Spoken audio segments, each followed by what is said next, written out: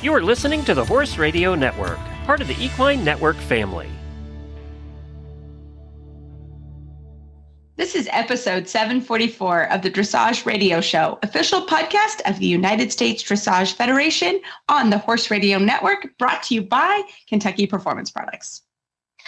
On tonight's show, we are going to celebrate eventers and some international dressage riders as well. We have Alexa Thompson, a newly minted Kentucky 3-day 4-star and international 5-star dressage rider Erin Nichols after a very exciting Wellington season. Reese and I will finish the show with a tip about training eventers.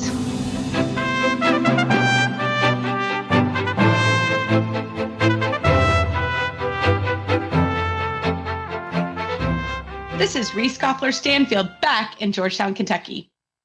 And I am Megan McIsaac from Oregon, Wisconsin, and you're listening to the Dressage Radio Show.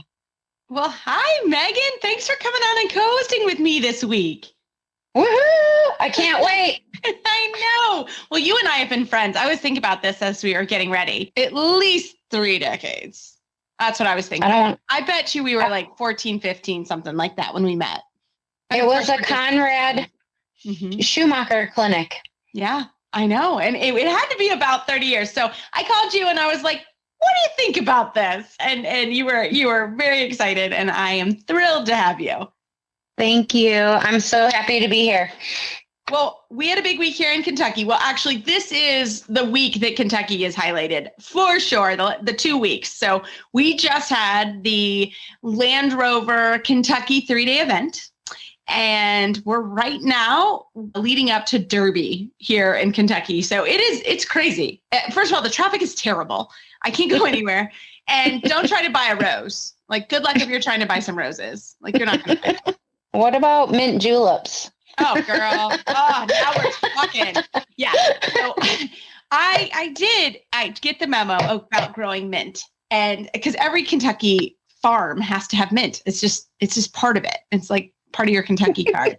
But thankfully, I put it in a very big pot, and it has absolutely exploded. Anybody that's ever tried to grow a little mint, you now have a lot of mint. So we would have to drink a lot of mint juleps to even put a dent. Is it still exciting for you to go to the Kentucky Derby and the 3-day? Oh, Yeah. So the Kentucky 3-day is always so much fun. I love to go shopping there. Not gonna lie. And what'd you get? So the cat's out of the bag. We really like to go dressage day and go shopping because that's the best day. I know. I should be watching, but I really like shopping. So, oh my goodness. I was pretty good because, I'm going to be in Germany for 2 weeks. So I left my credit card in the car because no, on purpose. No, it was like using your assets. It was perfect.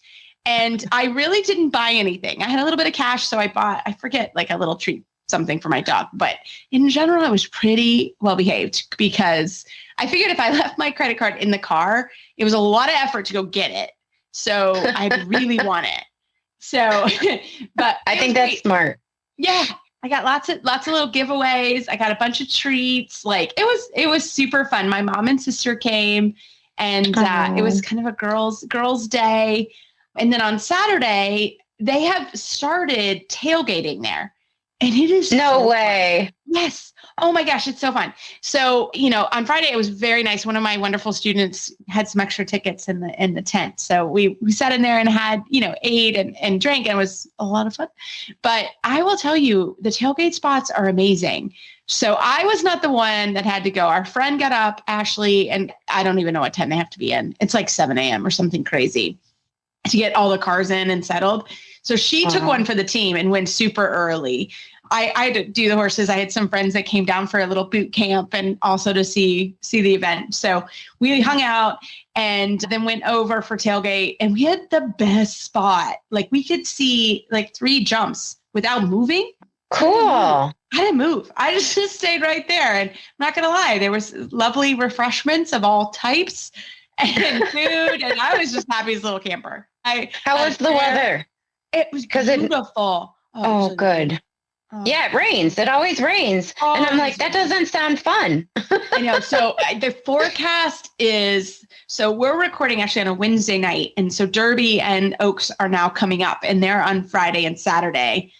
Actually, Kentuckians now go on Derby. I mean, it starts on Thursday. It's insane. Oh. We have not been back to the Derby. We used to go every year, my husband and I, and Travis is from Louisville. So we would go all the time. I'm not gonna say we've grown out of it, but I would definitely have to have a seat to go again, because now it's just fun to have a Derby party and enjoy at home. So, but it is supposed to rain Friday and Saturday. So I'm hoping it's early. I'm hoping it's early forecast, but it's very, very fun. And I hope everyone enjoys the Derby party. A little mint julep action, a little simple syrup, a little mint, a little bourbon. I like really crushed ice. To me, that's the tip for the mint julep, is like super crushed ice. Okay. It's really good. And I put mint in my simple syrup. It's delicious. So it is so fun, because it really is the 2 weeks that our state is highlighted. And we have had a beautiful, since I've been home about 2 weeks, it's been beautiful. It's usually cold and rainy, and knock on wood, it has not been, and it's been lovely. So it's been a lot of fun. So I hope everybody has a Derby party. Are you guys doing anything, Megan, for a Derby? I'm hosting a dressage clinic. Yes. At the farm. Who's coming? Jenny Veenstra from Holland, and she has action type training. So it's like a Myers-Briggs, only in physical form. And all my students are going to be riding with her. I'm really looking forward to it, because it's going to be very unique. It's going to be unmounted the first day and then riding the second day. So yeah. That sounds amazing. So Megan, we are definitely going to have her on the show. Yes, I can make that happen. I love it. Well, we can't wait for a full report. And maybe you guys could have a little mint julep at the evening session and celebrate the Derby. I think that is a wonderful idea. We'll do it. I love it. Well, we're going to come back after this commercial break with Alexa Thompson. Frequently asked questions brought to you by Kentucky Performance Products. I know my older horse will benefit from a joint supplement, but can it help my younger horse too? Yes, it can. The joints of young horses experience daily wear and tear that can lead to joint degeneration over time. A well-balanced joint supplement provides the building blocks necessary to support healthy cartilage and synovial fluid, so horses stay sounder longer. Joint Armor is the product of choice for younger horses. It provides high levels of both glucosamine and chondroitin, plus 100 milligrams of hyaluronic acid. Joint Armor is herb-free, so there is no worry about it testing in show horses. Betsy sent us the following comments after she started her 5-year-old quarter horse mare on Joint Armor. My vet recommended I try Joint Armor. After 10 days, I couldn't believe the difference. She is now floating across the arena and willingly forward with impulsion and suspension. I am thrilled. She is happier too, ears up and a soft eye. Thank you for such a great product. You can learn more about Joint Armor at kppusa.com. Got questions about your feeding program? We can help. Email Karen at questions@kppusa.com or call us at 859-873-2974.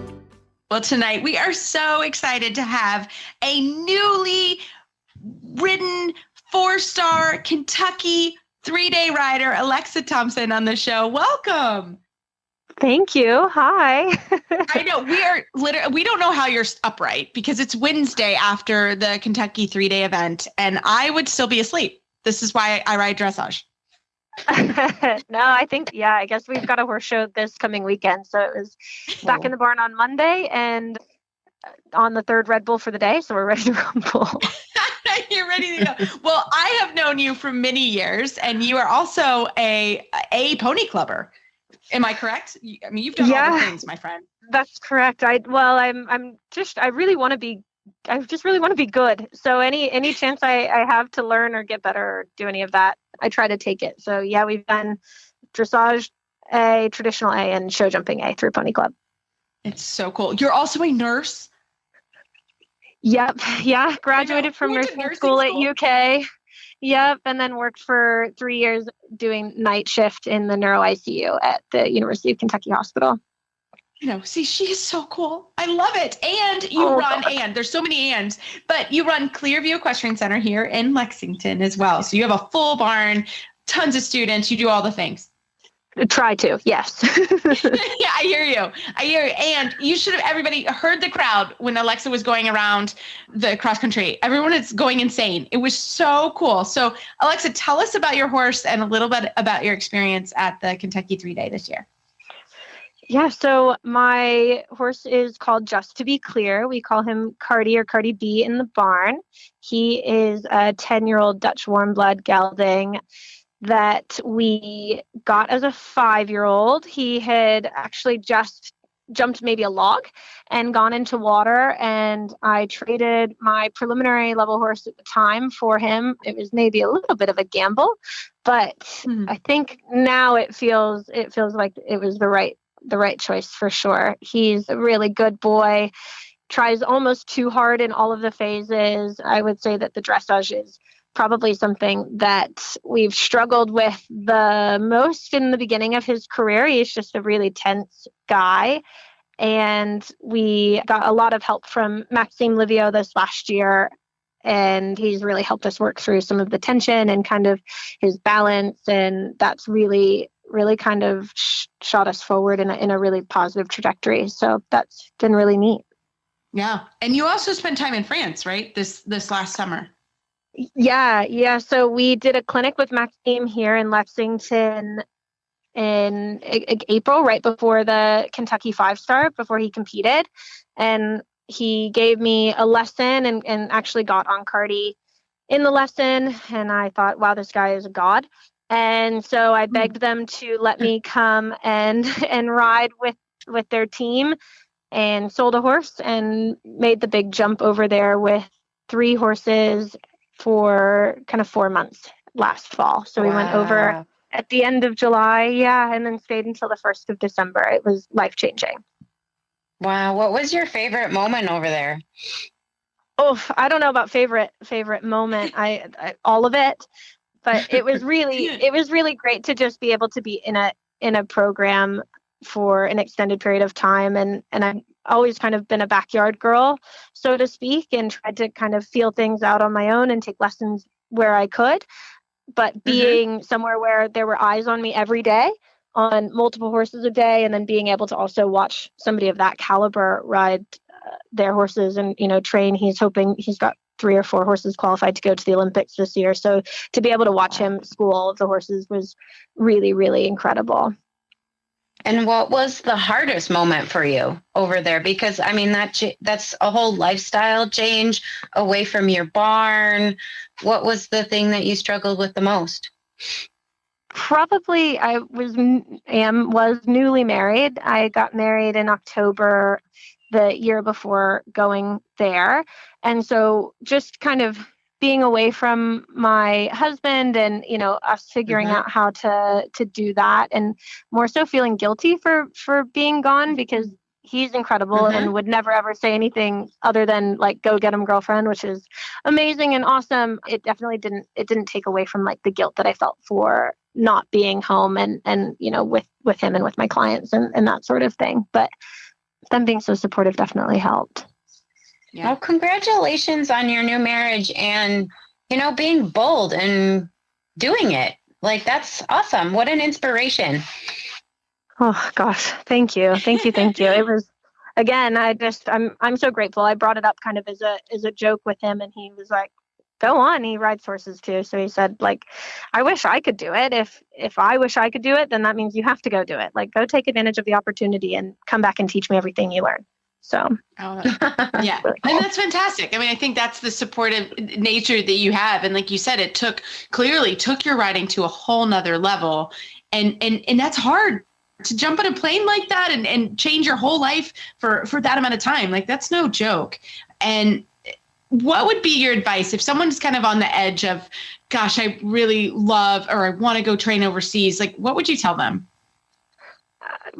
Go do it. Anytime you have the opportunity to do something like that, make sure, obviously, do your due diligence and make sure that it's somebody that you really trust and you believe in their program. But I think being over in Europe, no matter what, is such a great opportunity, like to be able to see how they do things over there. And yeah, you can't get it here in the US. I mean, we are so blessed and so lucky here in the States, but also the European scene is just, it's a whole different ball game. Did you get to compete as well in Europe? Like what, and if so, what kind of difference compared to America versus Europe?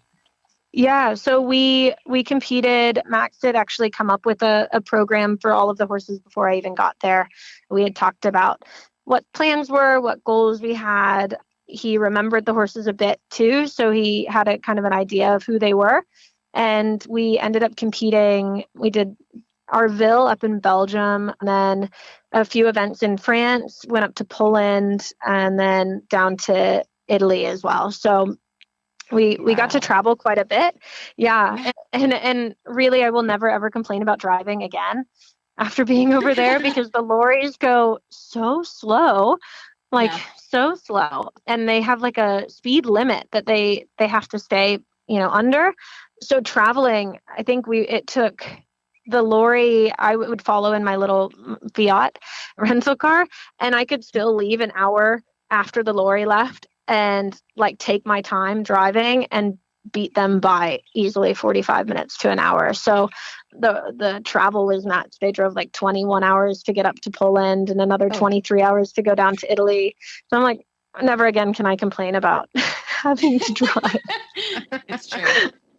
Like, I thought the States were big and bad and all of those things, but holy cannoli, that is a whole nother level. But also, like, with the events too, I just love how the professionals treat it over there. Like, it's a job, and they go and they do their job, and then at night the lorry park turns into just kind of a hangout place, and everybody's pals, and like you could walk up to any lorry and somebody would hand you a beer and want to have a chat. And it's just such a neat environment that everybody can be so competitive during the day and also like turn it off as well, which is really, really cool. Just treating it truly like a job that way. I think as you get up the levels too, everyone's traveling, everyone's kind of doing a similar thing. And I think that that's really helpful. And you can just have a beer with someone and you're like, wow, this is amazing, to pick their brain on whatever. It's pretty cool. So yeah. Tell us, now that you're back in the States, are you going to go back? Like, how does that work? Oh God, I need more horses to sell to have a little bit of extra cash. I maybe spent all of what I had. I would love to be able to go back. If somebody said that there was a plane waiting, I would definitely grab Kieran and my husband and jump on the plane. But I think the goal would be to maybe try to get a grant to go back over. Mm-hmm. We've got Cardi went so well at Kentucky. I'm absolutely elated with him, and he's really proving that the tougher the track, the better he goes, which is not a bad thing. So we're hoping to go do Bromont up in Canada at the end, I guess we've got 5 weeks, something like that, the beginning of June, and then try to apply for a grant to go over to Buccolo in October to do the Nations Cup team there. But it's horses, and how that goes. So that's a big goal for the year, to be able to go back over and maybe get some time training with Max beforehand. We'll see where we go. I would love to be able to get back over and keep getting better. Oh, fantastic. Well, Alexa, this was such a cool conversation, and it's just, you're such a cool person, and it's just fun to see your career develop and hear your stories. And I was friends on Facebook, so I was able to watch, and it just was so fun to see, and we couldn't be more proud of you. So how can our listeners find you online and find more about your program? Thanks so much. Well, I guess you could find me on Instagram. That would probably be the place where we're the most kind of active. I'm still a little bit of an old lady at heart, in that I'm not very good at maybe always posting, but Alexa.e.Thompson would be my personal. And then we've got Team Clear Equestrian for all things related to the farm and our clients. Awesome. Well, thank you so much. And we are rooting for you, my friend. Yeah, thank you. Congratulations. Thanks so much. It means a lot. Recharge your training program with Equestrian Plus. Equestrian Plus brings together the top riders, trainers, and professionals onto one video platform. Watch over 5,000 how-to training videos, clinic and event footage, exclusive training sessions, and more, featuring top experts including 5-time dressage Olympian Stefan Peters, International Grand Prix dressage competitor Anna Buffini, Olympic dressage team bronze medalist Laura Graves, and many more. Join Equestrian Plus now and use promo code HRN15 for 15% off your first month. Visit equestrianplus.com to subscribe. Well, tonight I am so excited to have Erin Nichols from California. I got to see her at the 5-Star in Wellington, and also when she rode at the Palm Beach Derby under the lights. What kind of pressure that was. This should be easy. Erin, welcome to the show. Hi, guys. Thank you so much for having me. Well, Erin, I was telling you, I got to see you win the Young Riders. That was the year I was chef. But I wanted you to tell everybody a little bit about yourself. Yeah, I've been riding since I was 4 years old, and I started in Pony Club. And my mom kind of introduced me to the horse world. She rides dressage as well. And I started in both show jumping and dressage. And once I got my Grand Prix dressage horse, I started focusing a little bit more competitively on dressage. And here we are. It's really exciting. Oh my gosh, I love it. How high have you jumped in show jumping? Up to 1.30 meters. Oh, that's so high. That's like above my head. That's amazing. I had to ask. Yes. Well, tell us a little bit about your horse, because he is amazing. Thank you. Elian is such a superstar. My favorite part about him is his personality and how hard he tries. Over the past 2 years that I've had him, we've really connected and created such a special bond. So we're both each other's best friends, I like to say. Aww. That's awesome. So tell us, this was your first season in Wellington, right? Yes. What'd you think? Tell us about it. I thought it was really unique. It's so special to have like kind of a whole city of horse people. I've never been anywhere like it, really. And it's a little bit different from California just because you're a little more spread out, but you have lots of different shows to go to. And then Wellington, you have Global, and I haven't been to Ocala yet, but soon we'll head that way too. And there's lots of different opportunities opening up, which is really cool. What was it like to ride in the Palm Beach Derby? And you have to kind of explain it to everybody because the Derby's a really special show. So tell us a little bit about it, because you had to qualify to get into the finals, and it was super. I was nervous for you girls.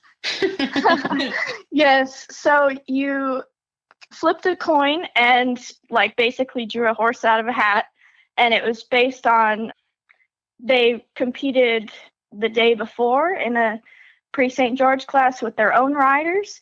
You got to watch and kind of take notes and everything. And then the day of the Palm Beach Derby, it was just before the freestyle, so it was like evening when the lights were turning on. And my first ride was really cool because he was a half brother to my horse Elian. So it's like, oh, I got this. Cool. And he was such a fun little horse and super well trained by a junior young rider. And that was super fun. And that ride got me into the final, which was completely under the lights in between during the break of the freestyle. And that one was a little more trickier, I think, just because you don't really know the horse. You get 5 minutes on them. And I just kind of wanted to go in and get some experience and learn so much from it. Only 5 minutes? Usually I thought it was 30 minutes. Like you actually get a warm-up. No, just 5. So, wow, that's impressive, Erin. Great job. Wow. Thank you. Well, I did a derby in New Zealand and we had 30 minutes. So I'm really impressed. Congratulations. Thank you. Yeah, it was tough, but it was really cool to learn from that because there's not many like times where you're like, okay, 5 minutes, learn about this horse, basically. So it was really cool opportunity to learn all of that. Yeah. That's awesome. And so after the Palm Beach Derby, you then were invited to the 5-Star, right? That was another amazing competition. Yes, that was also amazing. That was my horse and I's first time under the lights. So there was a lot of atmosphere that kind of we had to adjust to. And you came into the ring and you heard everybody eating and the clinking of the plates and the chatter. And it was like, you come in through that bridge and it's like, whoa. That was kind of my first reaction when I came in. It was just very cool, gave me goosebumps. And it gave Ellie a little more energy than I needed, but it was still fun to go in there and do our test. It was tough, it was a hot week. Yeah. Yeah. And that was cool because you guys, so for the 5-star, they moved everybody over to the WEF Stadium. So, the horses have been at Global. They were pretty familiar with Global at that point, but I think it's great now that we have access to another venue so that the horses can get used to something else, which is fantastic. Yeah, exactly. Erin, what are you doing next? Like, what are you guys up to this summer? This summer, we're going to Europe. I'll be in Germany, and I'll compete in Germany and France. And I'll be there I actually leave next week. And then I'll be there until mid-July. Cool. Yeah. I'm so glad we got you before you go. So now, are you still in Florida or did you head back to California? I'm still in Florida, and then I'll go from Europe back to California for a few months and then come back in December, I believe, sometime. And now you've gone to Europe before. This won't be your first tour, will it? This will be my third tour there, third summer. Yeah. Oh, that's fantastic. So tell us a little bit of what are the challenges, and I'm sure as you go a couple times, it gets easier, but what are some challenges that you see or that you are a little bit more prepared for your third time around?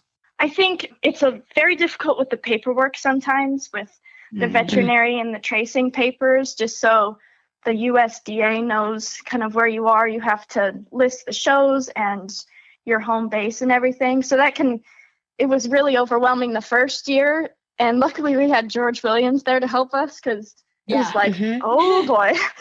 So this year, I think we've kind of got a good handle on that and kind of understand the transporting and who to call and everything. And where are you based? We will be based in Germany, kind of 30 minutes away from Hofkasselman at a private barn. Oh, fantastic. That is so cool. How many competitions do you have scheduled?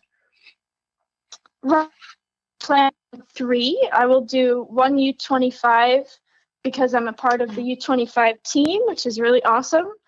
And I will also do a couple of Grand Prix in Europe too.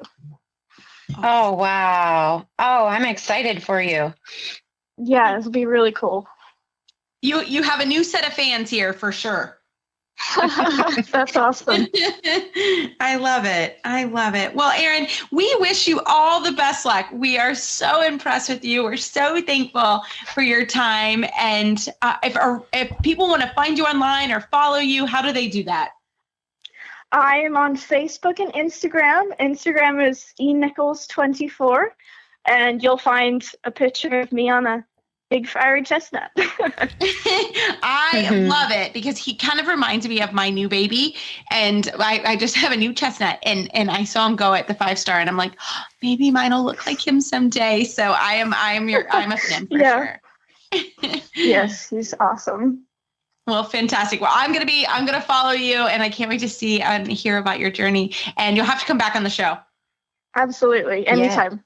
For first-time horse owners and new riders, finding the information and support you need can be challenging. That's why Equine Network has partnered with Sentinel and Absorbine to bring you My New Horse.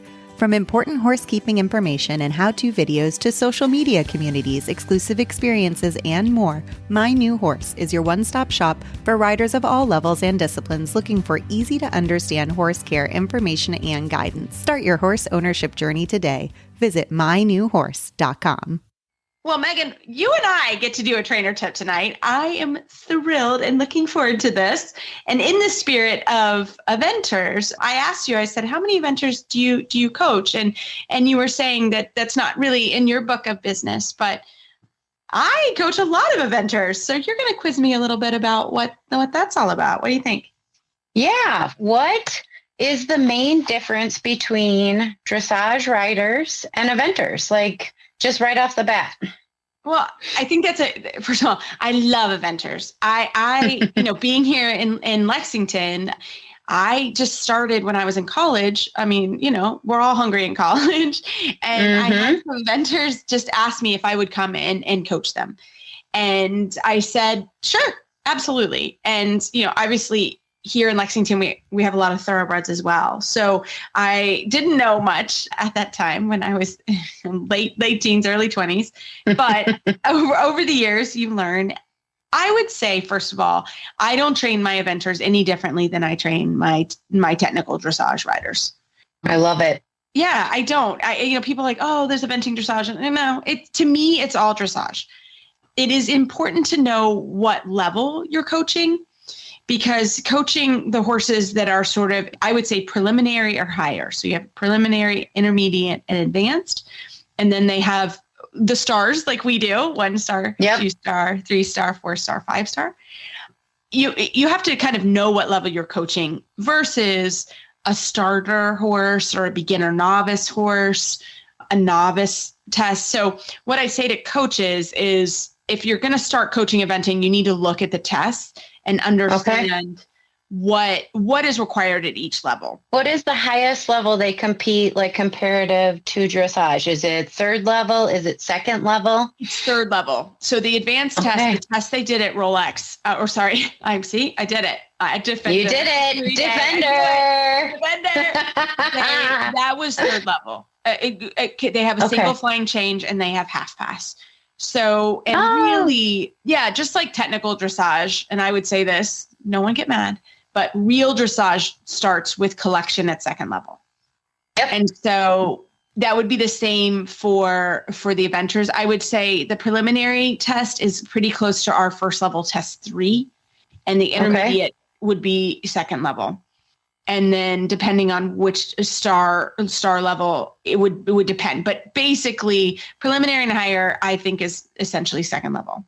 So that is where, I will get calls. My horse was so good, unbeatable at the lower levels. And now I'm in preliminary and I'm getting terrible scores. Well, it would be the same conversation you would have with someone that is a 1st level going to 2nd level and not keeping the collection. The collection. So, yes, it's very similar.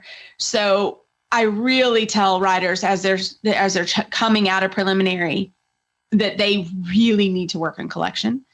And I would say too, one of the harder things, for an eventing rider is sometimes they will bounce between levels more than we will.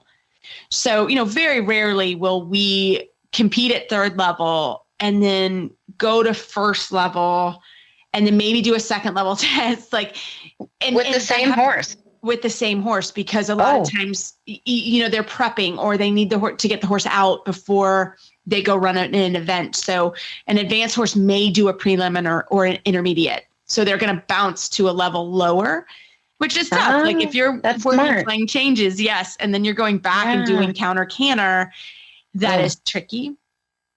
The 3rd level with the flying change, the flying changes in eventing also are tricky because the horses are typically a little hotter and they know flying changes from jumping, but they don't know, it's hard in the test, just like 3rd level. So what's hard is if you do a 3rd level and then we're to bounce back to a 2nd level, and they have to do that quite a bit. So that's tricky. And then keep the relaxation, and the horses are so fit at that level, that can be tricky. But with that said, at the lower levels in eventing, kind of like our level, training level and beginning of 1st level, accuracy is incredibly important. They want to see the horses super steady. And then the hardest thing is they are doing these tests in a 20 by 40, a small ring. Oh, wow.